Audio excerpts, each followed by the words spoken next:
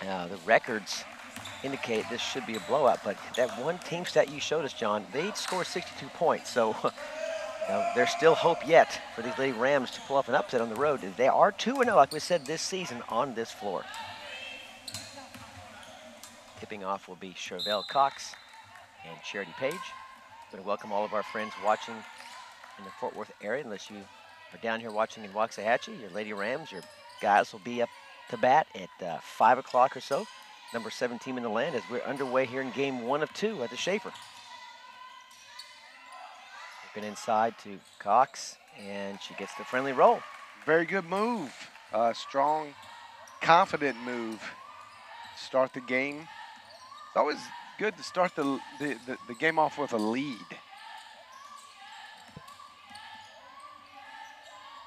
Here's Page working inside, not there. Diggles elects to give it back over to Kroc. The senior launches a 3-ball, and she buries it. And you love the confidence that you see from Bethany Kroc. It's just growing with every game she plays. She is the fire starter for this team, and right there proved it from about 23 out. Layla Izad on over left side to Alicia Fuller. Chevelle Chorgois. I hope I don't get that name wrong anymore as the Rams score again. Great rebound effort. She was in the right place and had her man boxed out and just dominated, went right back up with it. Good, strong power play. And of course, you're talking about number 24, Caitlin Threats, the All-American superstar on this ball club, fighting through some injuries, but getting the start here tonight and playing well early. Threats pops it out. Both teams, that's a 50-50 ball coming away, and it looks like it will stay with the Rams. It'll be actually the Lady Lions will get the ball back. Oh. Tip inside to, nice pass inside to Page. The defense had fallen asleep for just a moment, and there was wide open Page about 8 feet out from the basket. Coach, I like how she didn't lower the ball, John. Coach Franny said, that's enough. We're not going to dig ourselves in a hole by making mistakes here, so we're going to talk about it. Very smart move early on to make sure his ball club is in check and understands what's happening, what's going on. This is not a coaching timeout. This is a timeout that says, wait a minute, we're playing good right now. Don't blow it with mistakes. Fifth-year coach Lady Rams again said to me a few minutes ago, we may be going to 4 corners to slow this thing down. And why is that, Rob? Well, because there's 4 starters out. Yep. And there's a handful of players who are just not available who aren't starters, and you really have 10 dressed and several injuries. As we mentioned, Threats fight through some injuries, so they're going to have to keep the pace as slow as possible. Keep the score within range. And there's a nice steal from Kroc, who just eyeballed that all the way. Hill crosses midcourt. Right side over to McAfee. Now Kroc works right side high post, slips it over to Hill. Nothing there. 12 in the shot clock. Short jumper. And Kroc trying to fight down for her own offensive rebound, but here come the Lady Rams in transition. It's Chorgois over now to Izad, Layla Izad, the senior guard out of Montpellier, France. Hence the name Chorgois. Please help me with that name today, Mr. Cookman. Well, Chorgois. You had to get help from Coach I did. Franny. I asked, how do you pronounce these names, my friend? And I'm not the one that that you can lean on for that. I'm going to copy you. I'm going to go with Chorgois. And she's, her mate's on the line, Izad, Layla Izad. And Charity Page, as you see right there in the replay, just not reacting well to the slash down the middle. And there's Threats again. Check that, Izad's the one from France. Chorgois is actually from Louisiana, which has some French flavor to it. Absolutely. Hill behind the back now, taking a high screen from McAfee on over left side to Page. Early 6-5 lead for the Lady Rams. Over the top. Great pass. Diggles unable to collect in time. We got too far underneath the rim, John. Yep, and that was a great entry pass. Perfectly lined up for Miss Diggles to receive and went right to the rack. No hesitation, right up to the rack. Exactly what she was supposed to do. Diggles with the start tonight over Lakin Ward. Like we said, had a tough outing 2 nights ago here at the Schaefer Center. Well, it wasn't just her. It was a tough outing for all of the Lady Lions that night. Just, it was slow coming. Retz trip from behind, and Page will get whistled for the foul. The team's second. Of course, a non-shooting foul. That is the second foul, though, on Page, so we now will see Miss Ward check into the ball game for the first time tonight.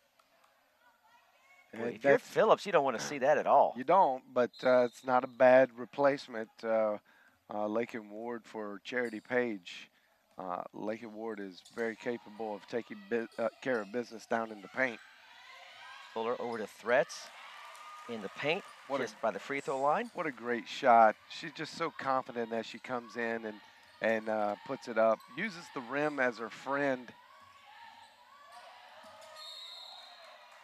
Lady Rams holding serve right now. 8-7, halfway through the first quarter.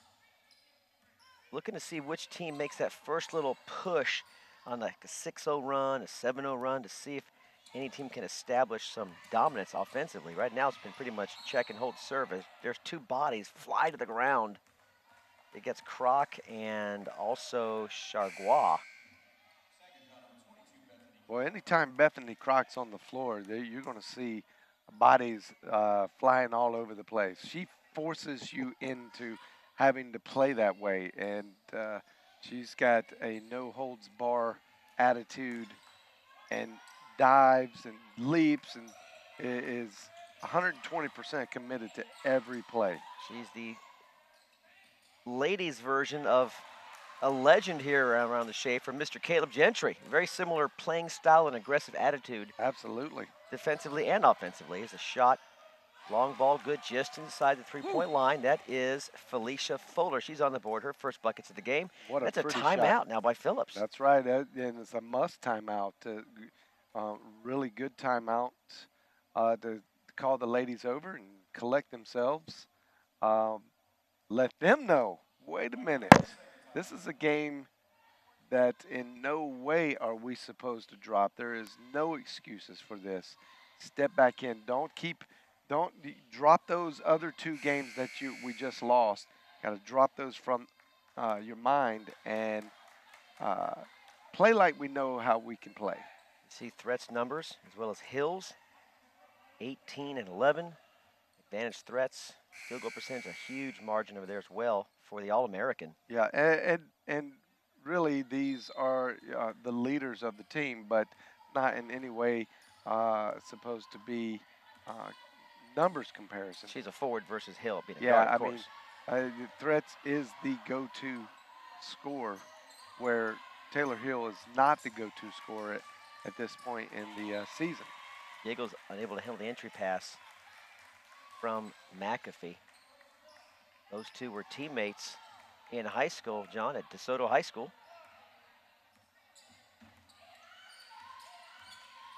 Alongside Ebony Colbert, who's also an Eagle alum, spending her days in college here in Waxahachie. Tough shot inside. There's Threats again.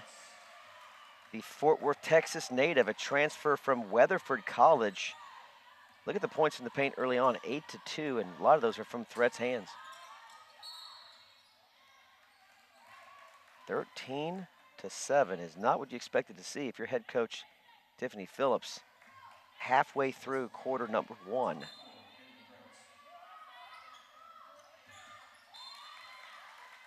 Reset.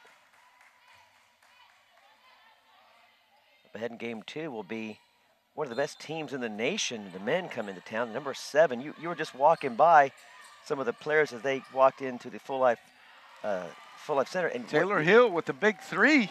Yes, sir. And you had a comment to one of their players. He was like 7 foot whatever. But what did you say to this that tall specimen on the Rams team. I was just getting a temperature check, actually, just making sure it was relatively the same temperature at his altitude as opposed to mine. And he says it's a little bit cooler, actually. We'll see them in action around 5 o'clock tonight. Number 7 team in the land, looking to wrap up the Sooner Athletic Conference season championship. Well, one thing that doesn't get old, man, is when you walk into a room and you see a physical specimen of 7 foot, or in his case 7'1", and it's just a sight to behold. Layla Izad, there she is, her hometown from Montpellier, France. Second free throw, rattles through. She's got 2. Around the Tony Parker area of France. Hill works it over to Becker. Ebony Colbert just checked into the game, the other DeSoto graduate. Now back over to Hill. Bounce pass entry to Ward, nothing there. Colbert launches a 3 and buries the 3 off the bench. Big time from Ebony Colbert. We haven't seen her heat up in a few games, and she's due. She's due for a breakout, and that is one of the players that you need to keep your eye on. Allie Llewellyn, wish number 4 on over to Izad. Back to Llewellyn. She'll try a 3 ball. In and out. Izad working on Hill. Some sloppy ball handling there. They're going to call a travel against Layla. Double dribble. A double dribble against Layla Izad. Not sure I saw where the double dribble actually entered into the picture, but she did get her feet tied up. Maybe he meant travel. I think you called it right, but he called it wrong. Hill on over to Diggles. Colbert just had the 3. Becker tries a 3. Hill with a long rebound will reset. A chance to tie, or perhaps take their first lead of the game. And Ward got tangled underneath with number 14, Felicia Fuller. It's her first. I just love the way when Dottie Diggles gets the ball up in the high post, she keeps it real high, and she gets a real good turn and look to the low post player. We see, in this case, it was Lakin Ward, but we see her and Charity Page play that game a lot, and they are very successful at it. Lakin with the miss, although a nice drive to the rim, unable to get that to fall. Lady Rams undermanned on the road, have had a real tough season. This may be one of their best wins of the game. They only had 3 wins in the season so far in the Sooner. Their last win was way back in mid-January. Another bucket inside. And as you see, they're very capable of putting some points on the board. They're a very athletic team, and you just got to be careful. You got to still play intense defense, no matter what the record is. You cannot let that get in your head. There's Hill. And just assume you're going to come out and dominate just because a record is a lesser quality and the wins have not been there for them. You just cannot afford to assume. And a lot of times we label that as a trap game. But I just don't see the Lady Lions being in a position to be trapped by a game like this. I would hope not. Coming off they're 2-3 in their 1-3 in their last 4 games. They're not in the position to just assume they're going to come out and get an easy win. Meanwhile, Cox, nice inside move, and Ward responds right back. Got position inside, squared her shoulders up. Her first points of the game.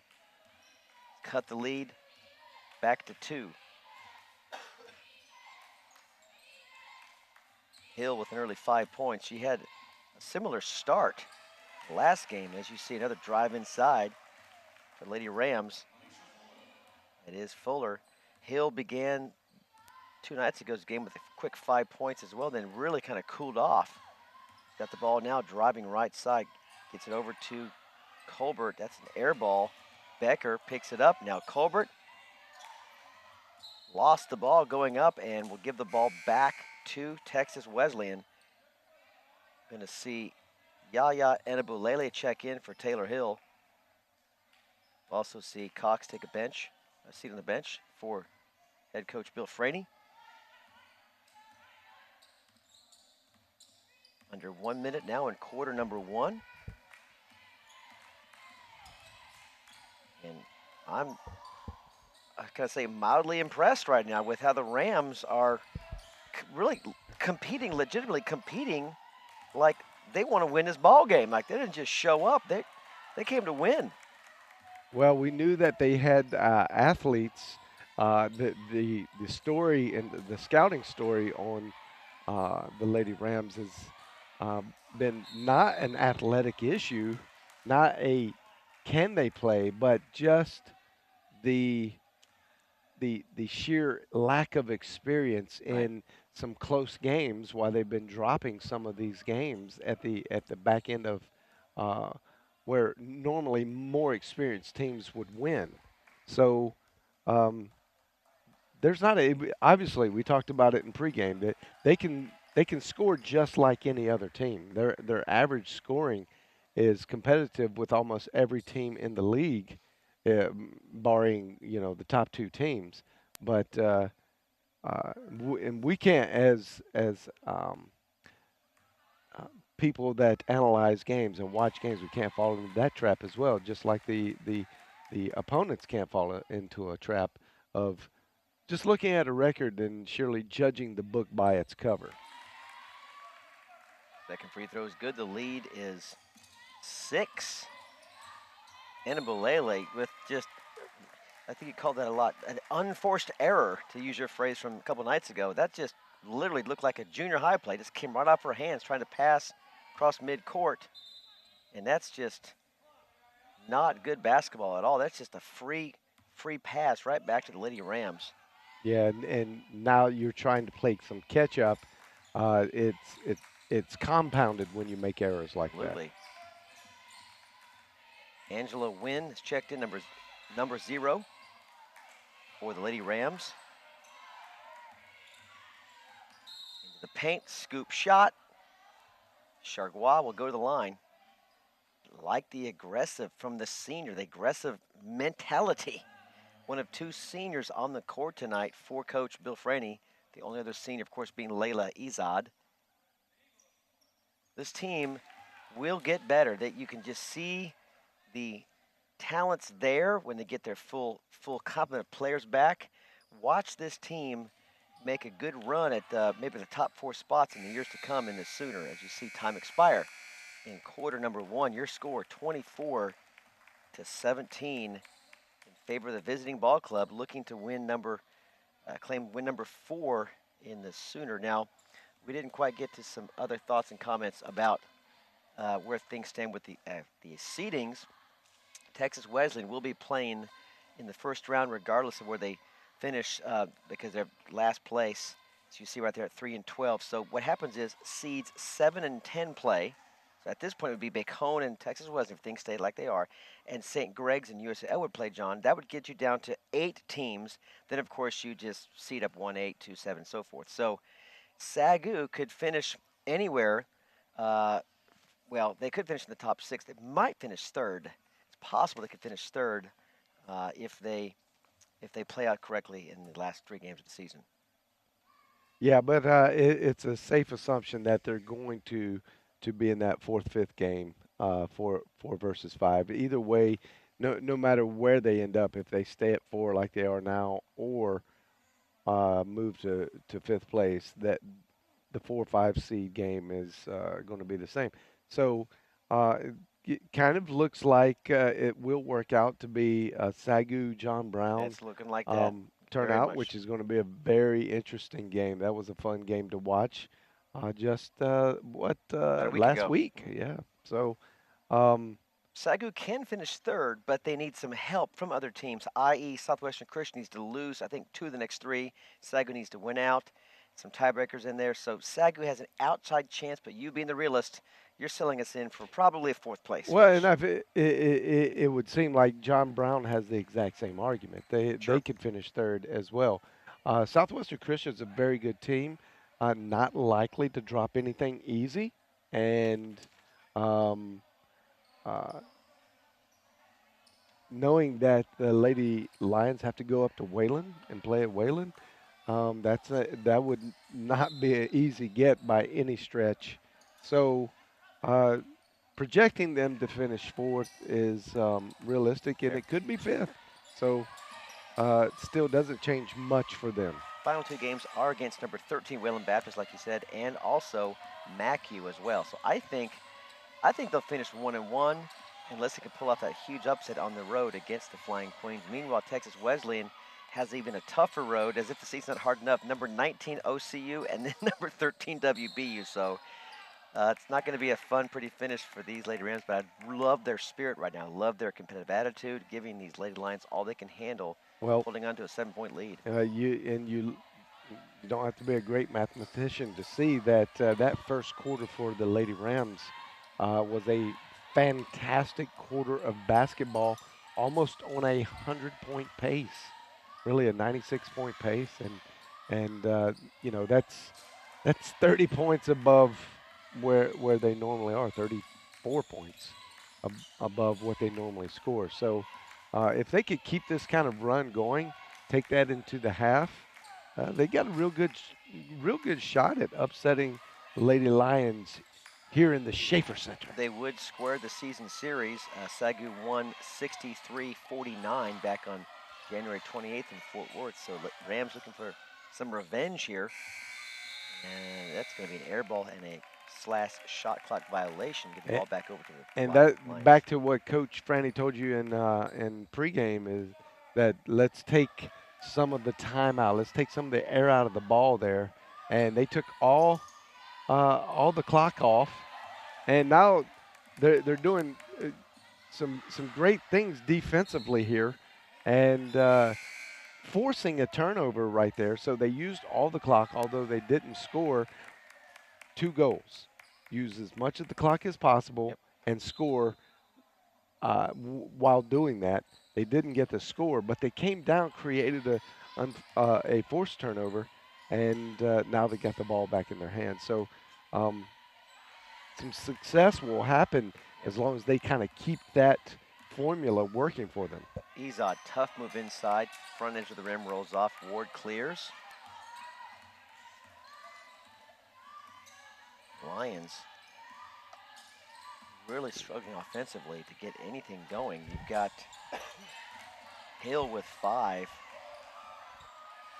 Colbert 3, Croc 3, and that's about it. A couple of shots from Ward and by Tisha Diggles early on. Page early basket. Early scoring leaders for Lady Rams. Threats, of course, with 8. Also leading rebounder. Threats with 3. Bench scoring is 5-0 in favor of the Lions at this point. But there's your points in the paint, John. 12-6 advantage for Texas Wesleyan. And that's kind of a switch for the Lady Lions. Usually, Lady Lions are on the higher side of that category of paint points.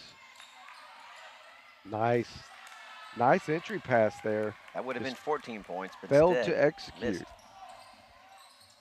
Hill.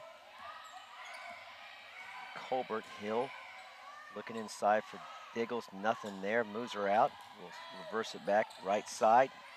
Ward's got position. Pops it back to Hill. 10-footer. Floater. Not there. Now that possession, walk us through that possession. You used about 2/3 of the shot clock. As you see, there's a 3 ball. Buried it from the outside. The lead is now 10. That last possession, what did you not like about that? In fact, Phillips didn't like it. She calls it timeout. Walk us through that last possession. I like everything about that possession because except for the lack of execution on the shot. Okay. Taylor Hill has to hit that shot. She's a senior, and that's a shot she can make in her sleep.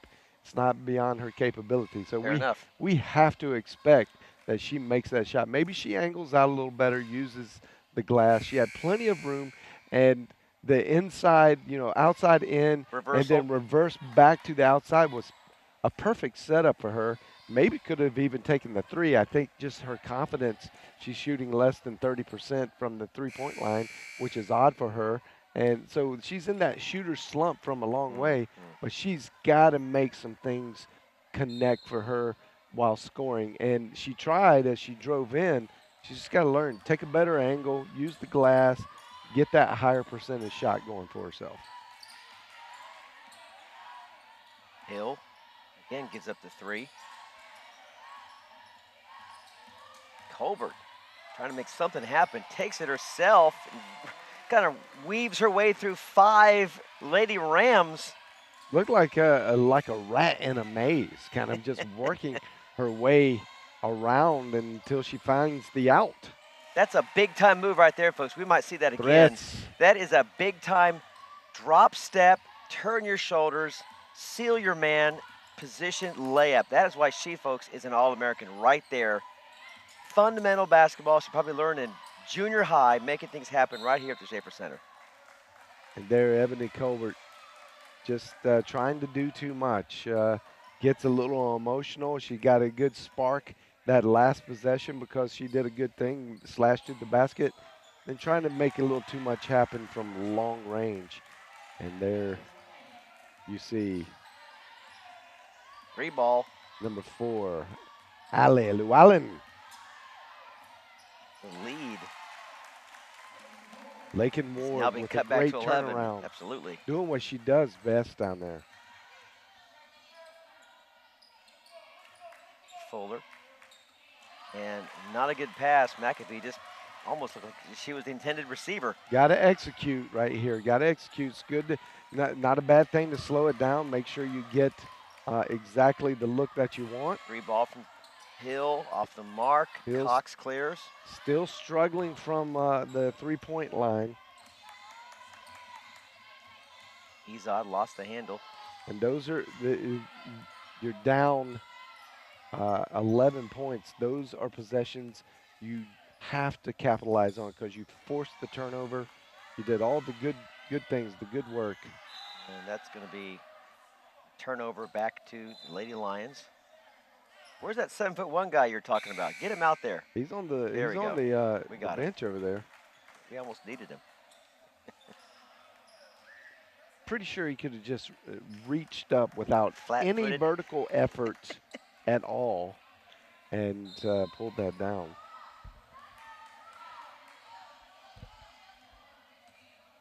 Number 25, Lashina Trice, not in the game yet, but she is also a former teammate of 3 of these Lions. She also went to DeSoto High School, just a sophomore. 5'8" guard. We might see her in action later on tonight.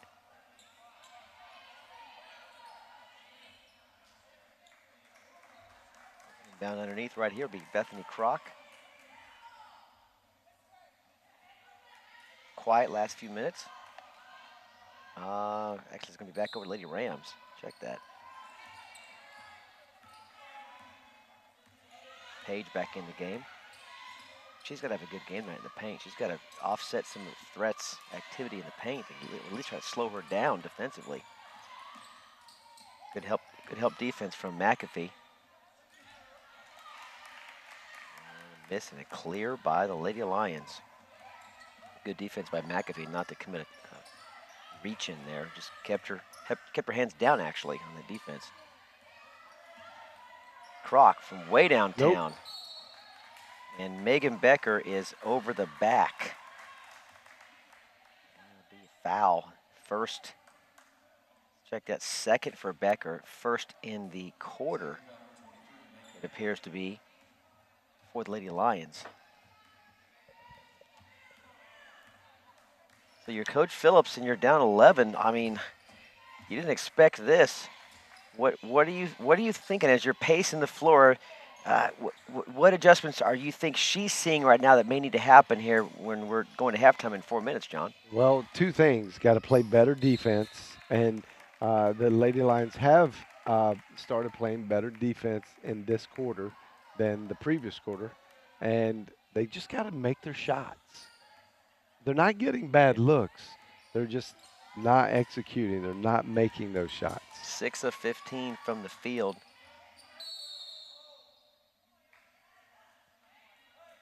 for the Lady Lions. Meanwhile, Texas Wesleyan on a tear, John, shooting nearly 70%, 9 of 13 from the field. Absolutely. They are tearing it up. And it's got to be a little ominous to go against a player with the last name Threats. She is a formidable threat Nice move inside by today. Diggles. Well, check that. That's actually Paige. It's her fourth. You see those two doing battle inside. And you just got to slow and steady right here. Play good defense. Stay in front of your man. You can't afford to do what McAfee did there. Playing way underneath the screen. You've got to fight when you're down that deep and she's that close, 15, 16 feet away. You can't afford to drop underneath No, she'll you just got fire to up and fight over the pick. take the jumper. She'll That's take right, it. and that's what she did. Fortunately for the Lady Lions, she missed. But those are some adjustments that Coach Phillips got to make with her personnel, and they've got to be able to recognize where they are and how they're playing. Paige turns. Good defense by Gets Threats. her own rebound, and she'll go to the line. Other scores you see at the half. Southwestern Christian, 2-point lead over MacU. Wayland Baptist, big win over St. Greg's, and Bacone dropping a game to JBU. And that JBU is the other team that we're tied with, so they move up. Now they're a half a game ahead at this very point in time. And depending on the outcome, Lady Lions the best they can do is just keep it all square, and you definitely don't want to go down a game to JBU. Second foul on Threats. Does have 10 points. Under 3 to play in the first half. Lead is 8. Izad looking at Threats. Nice fronting now by Paige, just straight up fronting her. That forced Izad to work it around the right side. 3-ball, corner, no good. And great recognition there by Paige. Fantastic defense. They've got to do something to eliminate the threat. Knew that was coming. Ward, basically a free throw. Fantastic shot and recognition. She was wide open. She's got a high percentage from that spot right there. Nice smooth release from the junior. Lakin Ward out of Cleveland, Arkansas. Leads cut to 6. 2 minutes left in the half. Wow. Nice jump shot. Pull-up jumper by Courtney Chargois. I love the confidence. I love seeing when players step into their shot and there's just no hesitation. There's a high percentage that ball goes in. We'll see some free throws. The Lady Lions can cut this to maybe 4 or 5. You got to be happy here going into halftime. Down by as much as that's a big 13. That will not be an easy task to ask of these Lady Lions. If you can go in at this point with even an 6-point lead deficit, I should say, gives you a better opportunity to come out, especially psychologically. I'd love to see some more arc on McAfee's free throw. She really shoots it flat, and I think it hurts her. It's coming in too low of a trajectory around that cylinder. You have to just be almost spot on perfect for it to fall in. And that's your arc selection. Nice Charity defense from Paige. Fantastic. She knows what's at stake here. She's not giving up. She's playing some very aggressive defense, playing over the top and using her long arms to create an advantage. And as you see, she just swatted that one out of the way. And a turnover. I'm not sure if her foot crossed the line. She can't move down on the baseline, and I think she tried to run with the ball, or she started to, and the referee actually got her for it. After a made basket, of course, on the baseline. Otherwise, you got to stay still. Brock. high arching. Fantastic. Oh, yeah. Travel, keep it right here. That is Chervelle Cox And out she of Port of Spain, Trinidad. out-jumped 3. She was surrounded. Count them, 1, 2, 3 Lady Lions all over her. She just went up and got it. It was a fantastic rebound. Came down a little awkwardly and shifted her feet. I love that. Oh, Ward missed an easy one. She called for the ball, came right into the lane, clapped her hands, give me the ball. Got a good little 12-footer look, but missed it and got her own rebound. Got to get that. Got to get that. And Miss Ward's the one to do it. She's very successful from that spot. 3-ball, Hill. Fretz. Another rebound. Her 4th of the game. Fretz is well on pace for her average. Now we're going to see some free throws. It'll be Cox. 48.2 left in the first half. Comfortable 8-point lead. Was up to 13. And I know Coach Bill Franey will be really pleased with his play from his ladies going into halftime. I guess all you say is, girls, we got them on the ropes. Keep it up. They beat us last time, not by too much, and you can't let that kind of stuff happen right there. That's a rebound. Strategically, you are in position to make that rebound off of the free throw, and you give it up just by not a good effort. There's another one. It happens again. Lady Lions is looking to step slow. Try to whip it inside to Threats, not there. Threats slow to get up. You've got some numbers. You've got some numbers, ladies. Push it. You got to see that, John. Yeah, you have the number see one that. defender down on the floor. You've got to be able to recognize that and go for it. 5 seconds left in the half. Shot no good. Cox clears. May see a half-court heave. Hit the front edge of the rim, but no good. Your halftime score, 35-26 in the game. Bill Franey will be very happy to talk about with those ladies to keep up the good work. Looking for win number 3 in the Sooner. As you see the men preparing to warm up for game 2 coming up. Let's go down courtside now and check in with our very own Adam Ferguson. Hey, thanks, Rob. I'm here with Coach Crenshaw. Coach, tough first half, down by 9. They're shooting very well percentage from the field. What do you have to do defensively in the second half to kind of counter that? They are shooting well, but I feel like we're getting in a little bit of trouble on the scramble, not kind of finding the open man. So we got to do a better job of finding the open man on defense. Now, we talked about with Coach Phillips earlier in the game how well Charity Page played last game. Do you feel like you're maybe not getting her the ball enough or good enough opportunities for her? I think we could look inside a little bit more, but kind of have to do a better job of also asking for the basketball inside. That zone is kind of packed down in there really tight, so maybe just do a better job of looking for her. All right, Coach, we'll let you go talk to your team. We're looking forward to the second half. Thank you. Back to you, Rob.